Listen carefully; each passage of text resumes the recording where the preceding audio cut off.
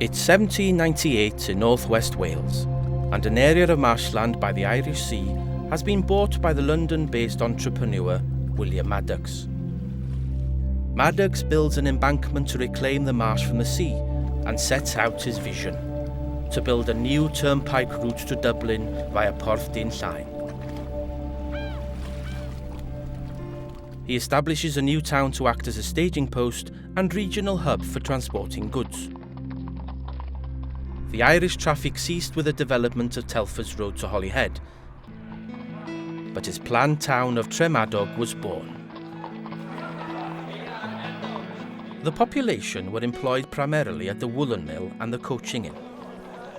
Maddox had long planned for a church to be built on a rocky outcrop by the town.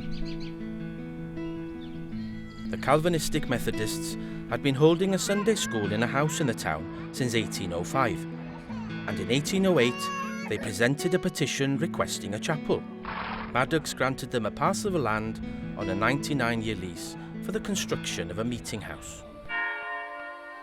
To the astonishment of the established church, Maddox not only allowed the project, but encouraged it. He was to write later, "In education and religion, all ought to have fair play." The Bishop of Bangor criticised the decision, but Maddox defended himself using the biblical parable of the wise and foolish builders. He explained that the church would be built on rock, while the chapel would be built on sand, which in this case was geologically true.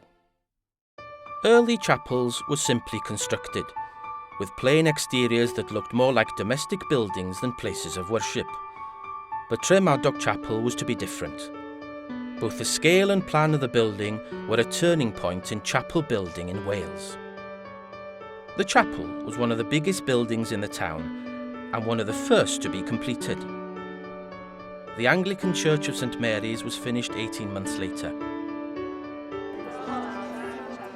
The opening of the chapel in February 1810 was a grand affair and attended by the great and the good of the time. Present at the opening was Maddox's friend, the Welsh poet Twm Nant, famed for his interludes promoting the moral and religious values of Methodism and a curious sense of dress.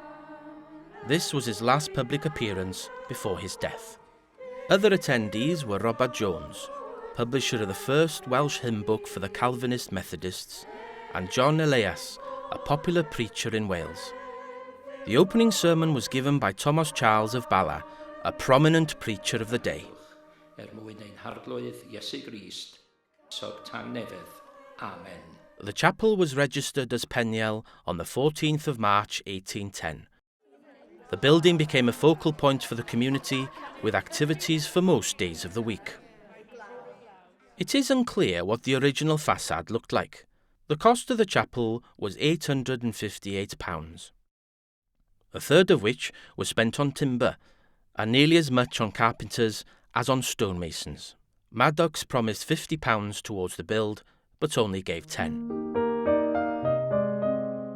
The present columns date from 1849 and were erected by John and Gershon Thomas of Porthmadog. This design may have been influenced by Maddox's London connections, closely imitating the Greek temple front of Inigo Jones's St Paul Church in Covent Garden. A further link might be made through the fact that he named his theatre in Tremadog Covent Garden.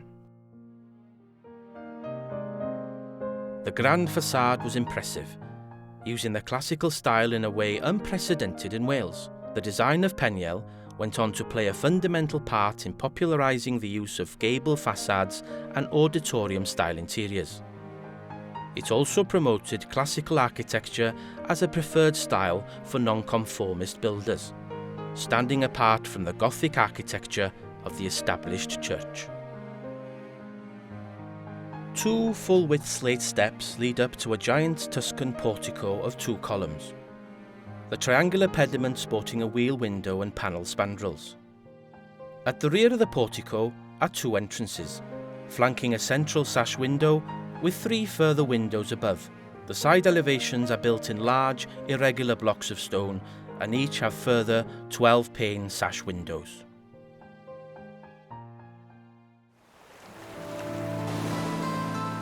Further intrigue to the mystery of the facade is provided by Maddox's intention to build a classical temple of Neptune overlooking the sea. He commissioned a design from the renowned architect Sir William Gell, who had illustrated classical temples on his travels around the Mediterranean. Maddox passed away before the building was started, and the design for the temple is now lost. But a contemporary letter offers the opinion that the design was instead used at Peniel. Over the years, improvements were carried out at Peniel. In 1840, an end gallery was added to accommodate the increasing congregation. In 1865, panelled box pews divided into 3 main blocks replaced the original benches. In 1880, a new gallery was built extending along 3 sides of the interior, supported by 7 fluted columns with a front of moulded pine panels. An inset clock opposite the pulpit helped the minister time his sermons.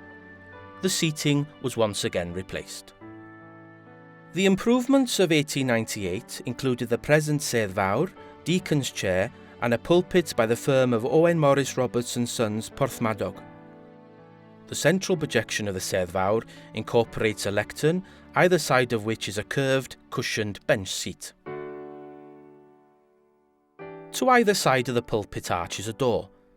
That on the south formerly leading to the chapel house but later blocked up, that on the north connecting to a rear schoolroom.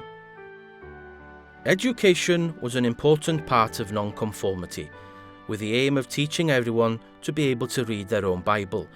Therefore, a single-storey schoolroom was built in the late 19th century. The present ceiling was inserted in 1908.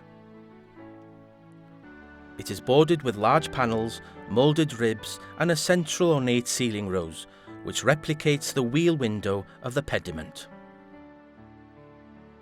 The congregation originally gathered in candlelight. In 1857, gas lamps were installed, and it wasn't until 1953 that electricity was finally put in.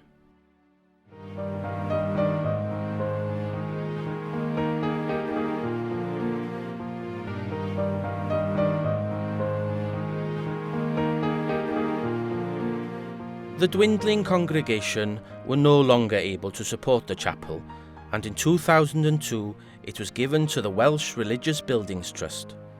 Today, Peniel Chapel is one of only 5 Grade 1 listed chapels in Wales. Its magnificent facade stands as a symbol of the enthusiasm and ambition of the nonconformist movement.